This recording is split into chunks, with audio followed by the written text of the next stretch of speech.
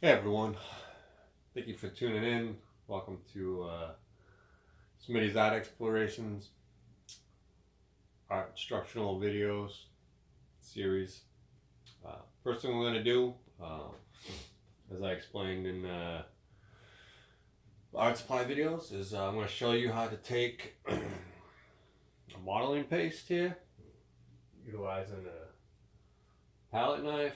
I'm just going to coat canvas real fast so you can see that procedure, and then we'll move on. So, modeling paste, it's basically like frosting, right?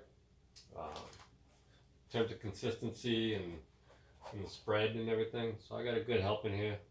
I'm just going to go ahead and lay it on, spread it pretty evenly here on the canvas.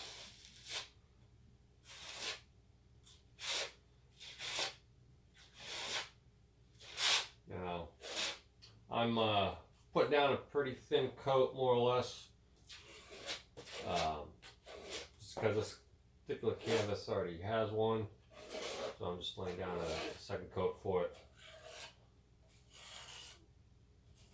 Mindful of the edges here, make sure there's not too much buildup coming off the sides.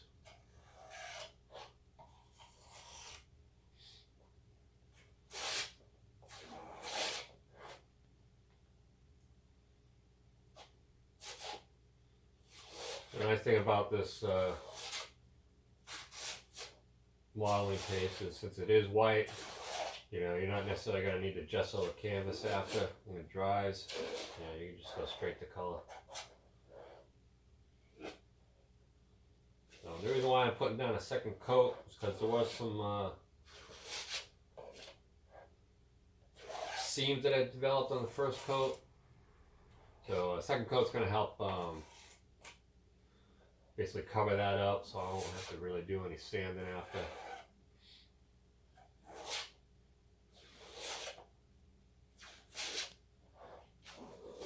Just want to make sure it's nice and even. Right.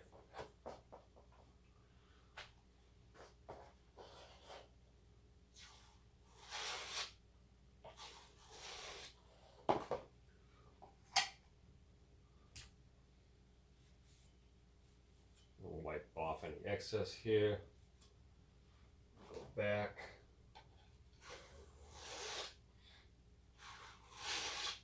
Now, if you happen to get any little grooves that develop, probably just means you got a little piece of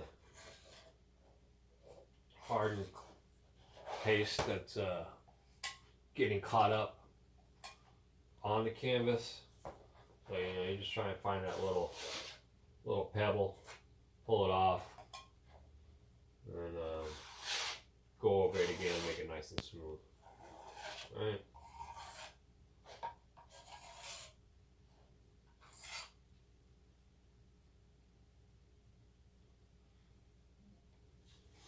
Take a good look.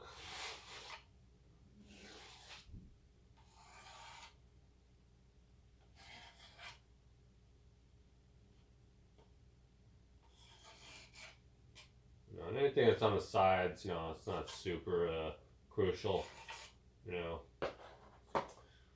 That'd be as smooth as the top surface of the canvas, because you can always just cut it off when it dries. It's gonna, just be like a hardened clay, and that's it. I'm gonna go ahead and cover this back up. Put the cover back on.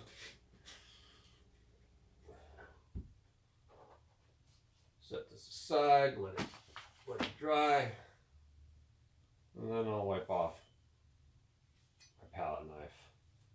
Make it clean. And that's that. Yeah? All right. Okay. So, here we are. We're going to be going through still life painting with acrylics. I've already pre-sketched out the objects in my still life setup, just in the interest of time here. I used a number 6 pencil to do that, and I did it lightly, right? Because that way, it won't take as much paint to cover up my lines when I put brush to canvas, but real fast. So if you have a basic set of acrylic paints, which is what I talked about there in the art supply videos, you know, I mentioned getting yourself a color wheel here, right? I just want to give it a breakdown real fast. So with the color wheel, you know, you have the outer edge that breaks down yellow, orange, right? And then here, if you're going to add more yellow to the yellow orange, then you get that color there, right? If you're going to add more red, then you get that color there, right?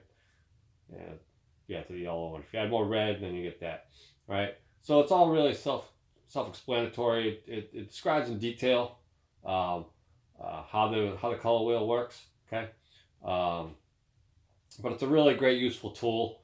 You know, if you're trying to get color matching. Okay, the backside gets even more involved with color matching. Okay, you're talking about tints, tones, and shades. So a tint is when you add a white to a color.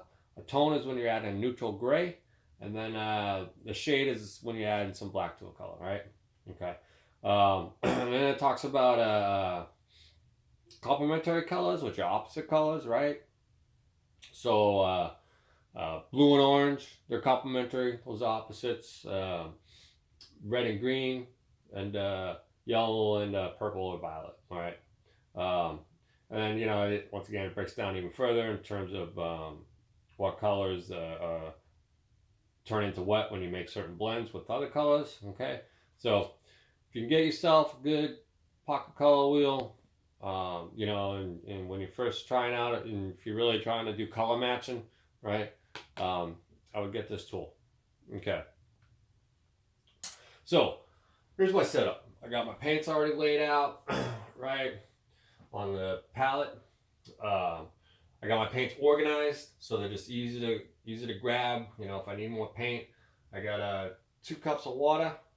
One is going to be to wash my brushes. The other is going to be to wash off, basically to rinse it. You know, once I get all the paint off of the brush. All right, got my spray bottle here. I got a few towels. Okay, and then I got a nice surface area that's all covered to make sure I don't get any paint anywhere and stuff like that. And some go-go juice, cup of coffee. Yeah, these classes are free. But if you feeling generous, if you can, you don't have to, but the sign there, you know. If you have a Cash App, my profile name is $, Smith Ice. I would greatly appreciate you know, anything you might be able to spare to help me along, you know, to continue with this series. All right, but it's not necessary. All right, let's yeah, let's move on. Okay, so the objects I picked, you know, go ahead and pick yourself 3 to 5 objects. You know, when you're just starting out, you're gonna want a variance of shapes and colors, right? So I picked a sphere. I got a cylinder. I got a square there with the tray. Bowl. Obviously, my drop is yellow. Okay, so and then I got a stuffed animal to, you know, just add funky shapes and stuff like that. All right.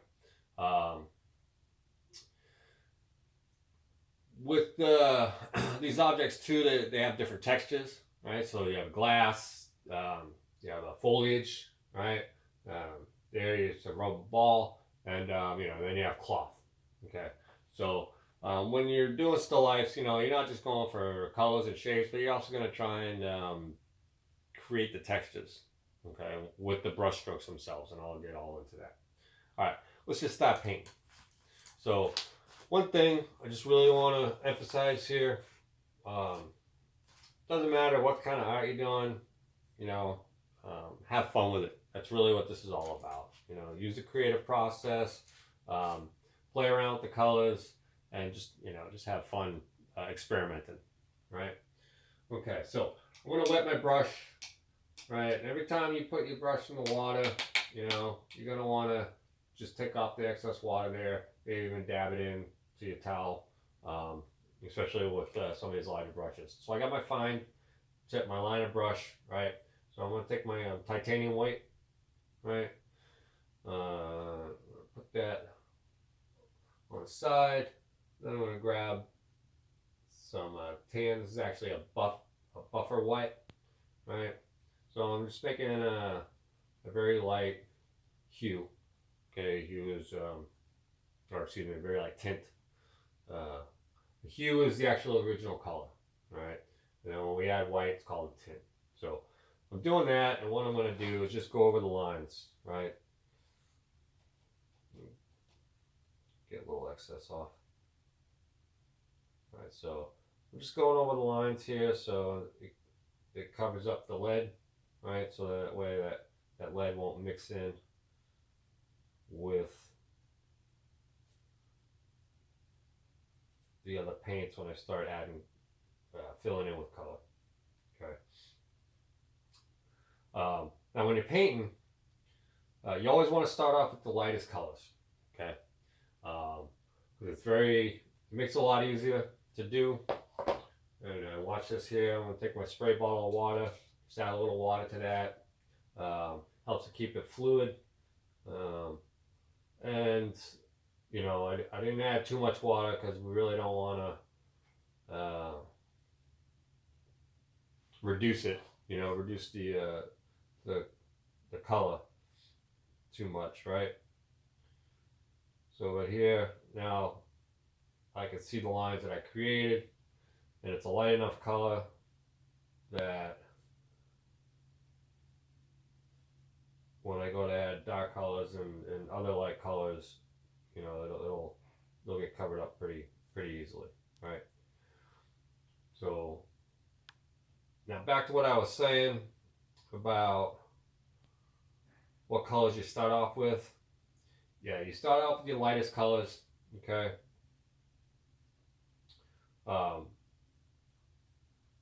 Because that way when you start adding your dark colors around it, then you don't have to add so much paint.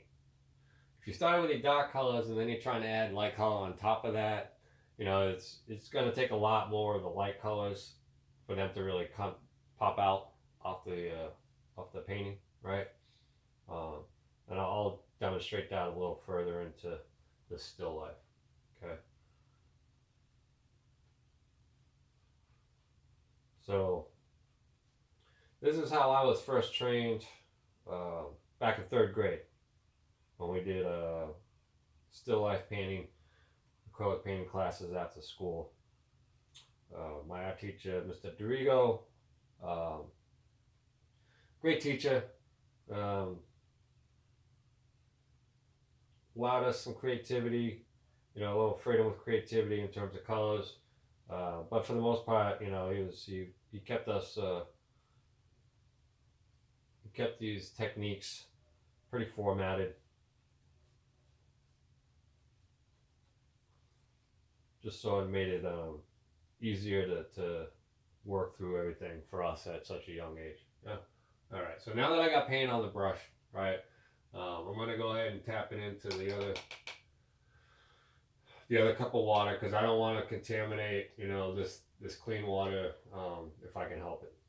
All right. Now when it comes to overlapping too, you know, the objects overlapping here, like, you know, the little plants in front of the bottle and stuff. But that I'm gonna do. You do your background first, right, and then you do your foreground last. Okay. But that's when it comes time to actually start dropping in color on the canvas. Right now, it's not really it's not an issue simply because, you know, we're just outlining everything with this light beige or light tan, right?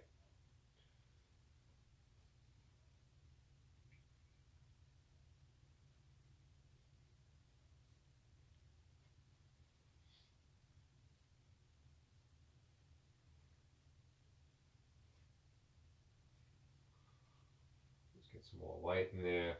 Now, when I go to grab paint off the palette, I always want to try and grab it from the side. Right? I don't want to just dunk my paintbrush in, you know, because the color is gonna bleed out into, you know, that true color here, the separate color. It's gonna bleed out into that, you know. And if it comes time to like when I start pulling from the yellow, you know, but I don't want to blend it in with the buffer white, right? I want to make sure that I'm just coming in from a different spot. Okay. So those are just things to think about, you know, when you're drawing colors from each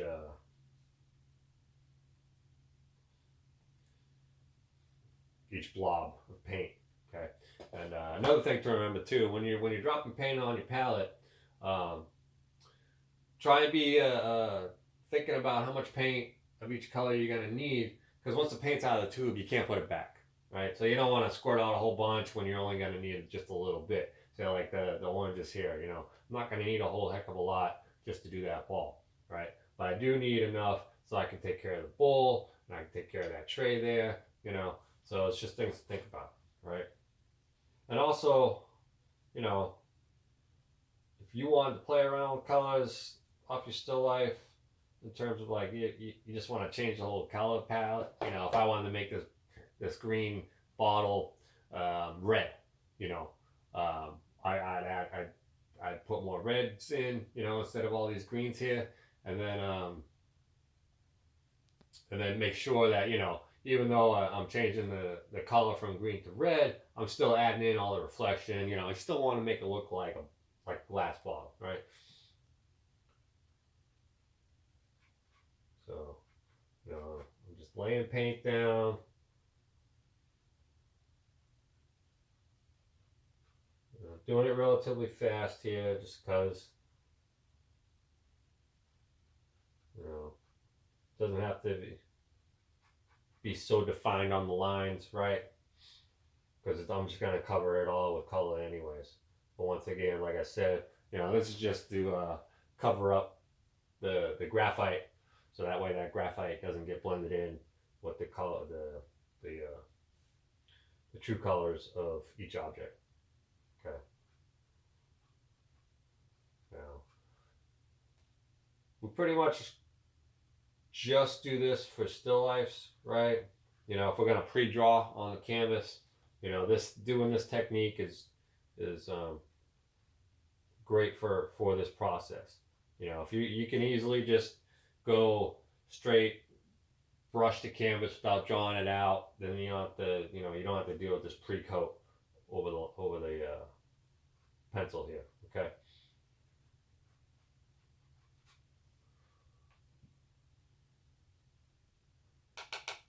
Get rid of some of the excess water. Let's grab some more paint, more white, more buffer white. All right. Now, titanium white's a great paint to, you know, really cover things up, you know, in terms of anything that's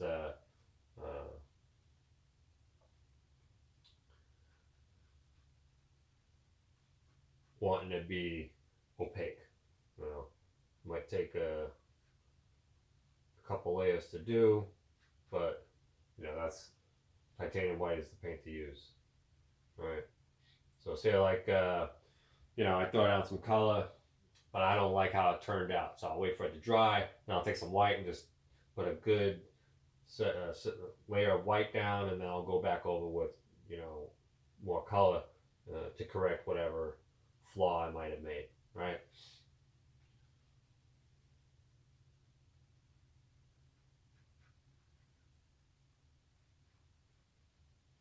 Get some more water. Some more white. Buffer white.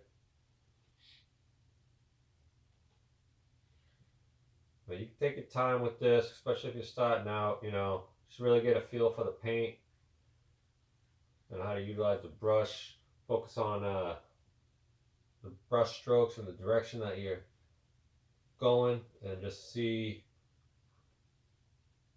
how the paint is applied when it hits the canvas. You know, what is the paint doing, right? What are the effects that are being created while you're brushing the paint on. Okay.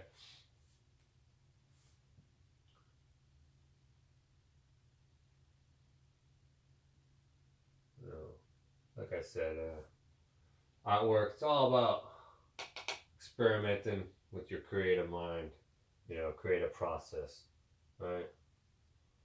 And the more you do it, the more you learn,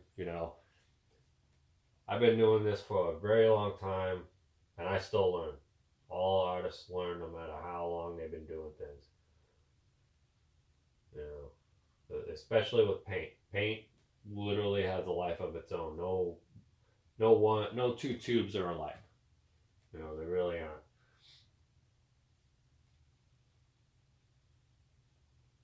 And you'll come to find that out. Like, phthalo green here has a much thicker density than, say, like cadmium yellow, right? Which comes out a lot smoother. And then you'll see how those paints react. Once you're spreading them out, brushing them out on the canvas. Yeah. Some of them need a little more water. Some don't. Of course, it always depends on what it is you're trying to convey on the canvas. Yeah. All right. Now, a little more sprayed water on the colors here. Let's think about acrylics. You can't let them really sit too long because they do dry out pretty quick. But that's a nice thing, Then, unlike oils, if you don't have a drying oven for oils, they could take days, weeks, months, even years. Some of it depends on how thick of a layer you're gonna throw down with the oils.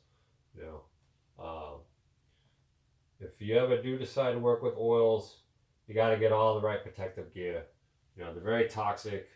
You can easily get cancer from working with them. You don't ever want to touch them. You don't even want to breathe the fumes in. Make sure it's proper ventilation, all that stuff if you work with oils. But oils are a traditional paint. They have great effects. The colors are more true to life in some ways.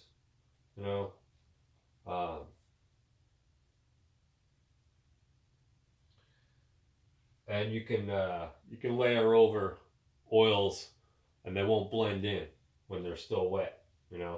Unlike acrylics, where if I took any one of these other colors, it would blend in with this light tan that I'm throwing in if both paints are wet. All right. So, but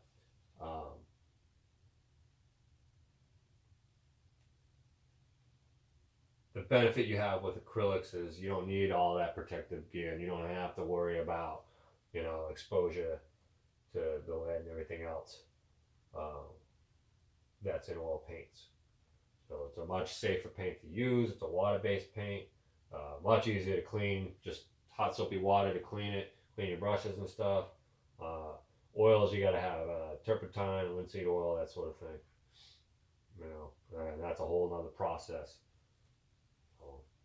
And like I said, oils, if you want them to dry fast, you got to get yourself a drying oven.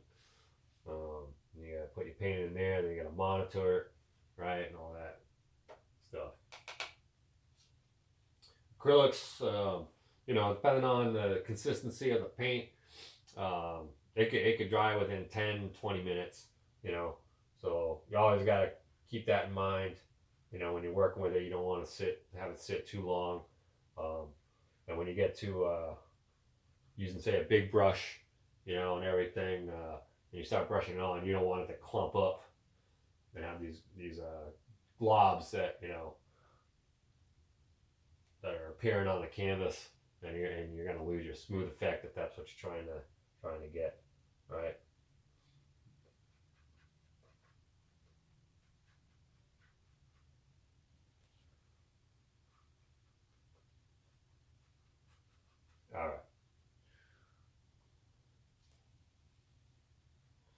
Now, even though, like I said, you want to start with your background first, with these objects here, uh, the yellow blanket is actually the furthest object in the back on the painting. But since it's a much lighter color than, say, the bottle and even the Jawa here,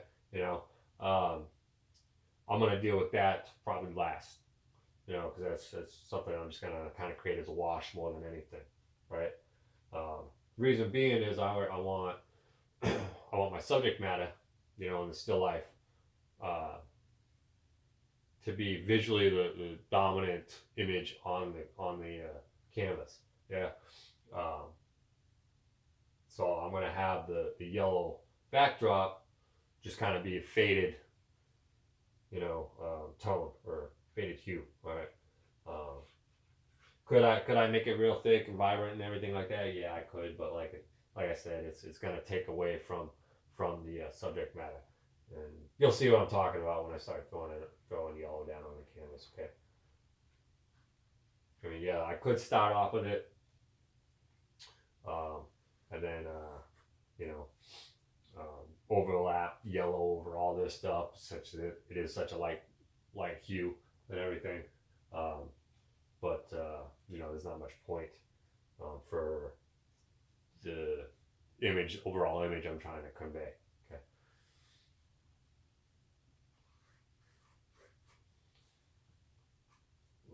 Little piece of dust there. Get that off. Okay. All right. Clean that off really good. And remember, it's just water in these cups. You don't want to put soap in any one of them, because you're not going to be able to get all the soap off your brush. And then if you try grabbing paint and then brushing, that paint's not going to adhere, right? So basically, you're just going to be washing the existing paint that you got off the canvas. Yeah. Okay.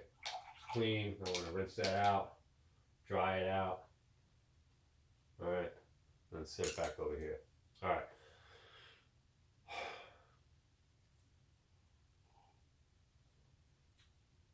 Let's start with the bottle. Okay.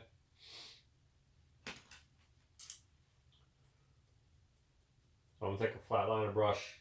All right. Let it down a little. And I'm gonna start with the light green. Yeah.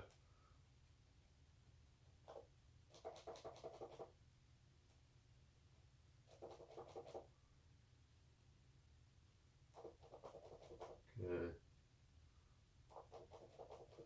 A little bit of medium green just to tone it down a little. Try and get that olive color to it. All right.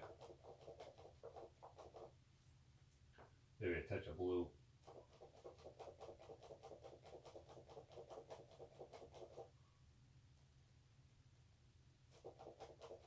More light green. All right. Now, one thing you can do is when you got the paint on the brush, you can just bring it up to the bottle and see, right? See if you got a color match or not.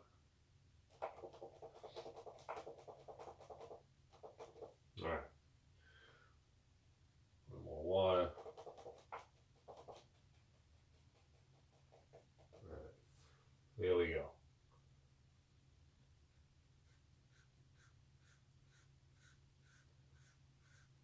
All I'm doing is following these lines. So you can see here on the bottle, the reflections, these lines are going up and down, yeah?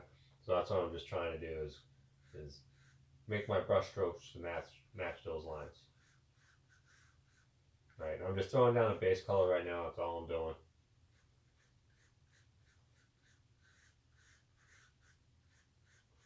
Being mindful, that I got some glare here, right? So I don't want to cover up that white reflection there. Then I can see, the shape of the glass. Right, it's curved there, so I want to indicate that. Right.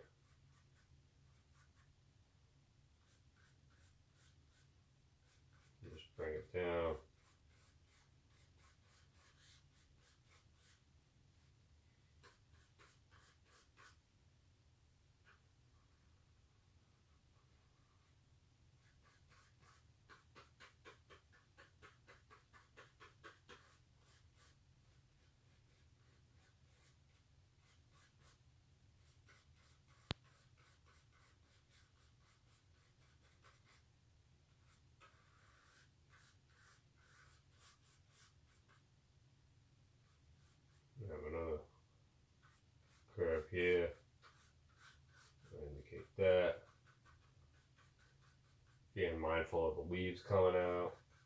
I don't want to cover those up. So I just gotta be more work because the leaves are a little lighter than the glass, right?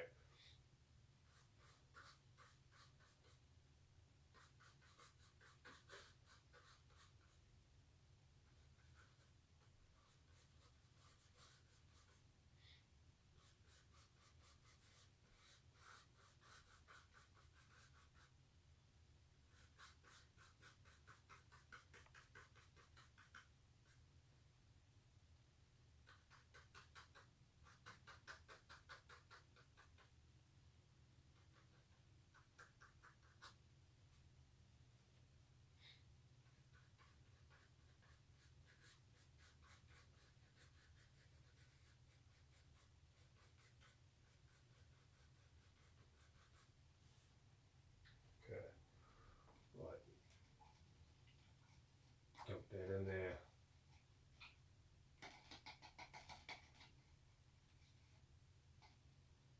Okay.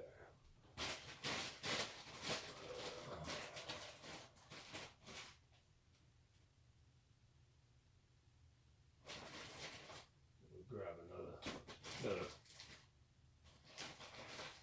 color green.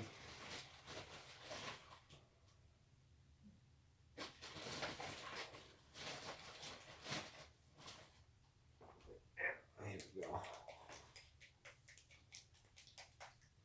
So it's more of an olive green, true olive. Don't want any crusties. Get all the crusties out. So, as I was saying in the art supply videos, you know, these acrylic craft paints, very inexpensive, great paint to work with, right? But they're much more liquefied, yeah. So just be mindful of that. You know, they're more watered down. Okay. So when you're dispensing the paint out of the bottle there, just you know, be careful. You don't want to squeeze it too hard. All right, let's go ahead and wet this brush. So I'm going to use an angle brush. All right. Add some olive to it. My color here. Wet that down. There we go. Start making some lines.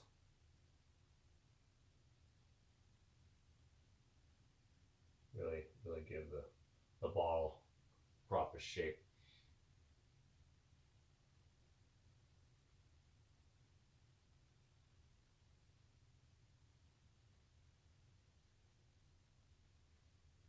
Yeah, I'm just playing with it. All right. Seeing where the dark shades are, you know, the reflections. I want to make sure that I'm indicating those and really giving that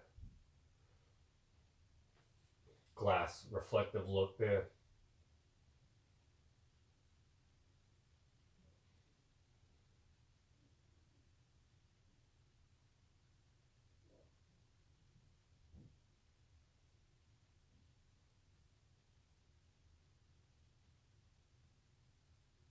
Making sure these lines show up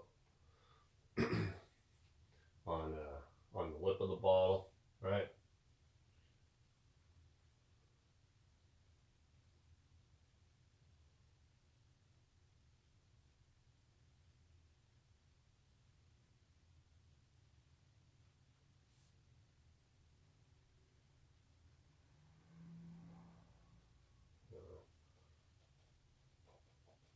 Pink.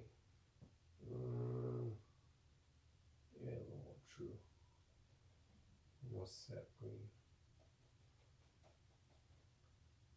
Sap green's true green. Put that in.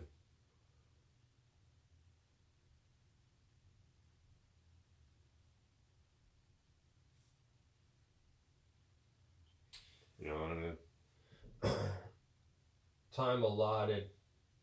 You know, if you got all the time to work on this, you know, then you can really get into the color matching. You know, I'm just trying to throw down some basic indications, you know, in terms of this video. You know, mostly because time is a factor here. All right.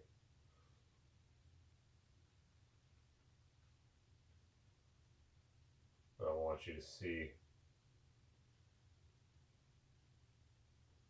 how to get the general idea to make this work. All right.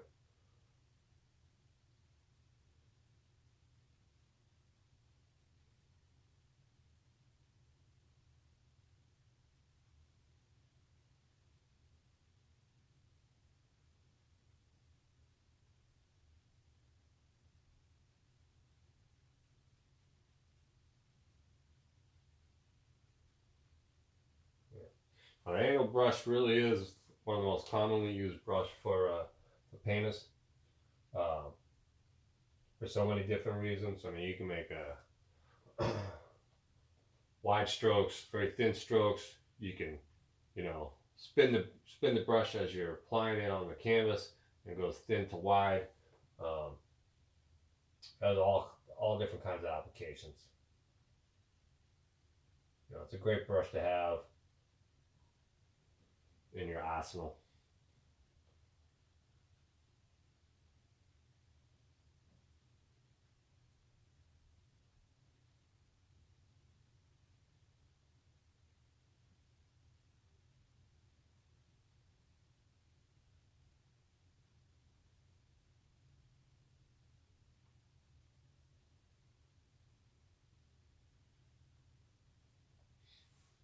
You know, remember too, you know, if things aren't working out on your painting, it's just acrylics. You just wait for it to dry, cover it with some white. You can rework it as you need to, you know. As long as you're just having fun. You know, just remember, you know, if something's not working out, well, at least you know it doesn't work, right? And you just keep working on it till it does. You know, that's the beauty of the paint. That's the beauty of acrylics, because it doesn't take that long for it to dry. You're not sitting around waiting,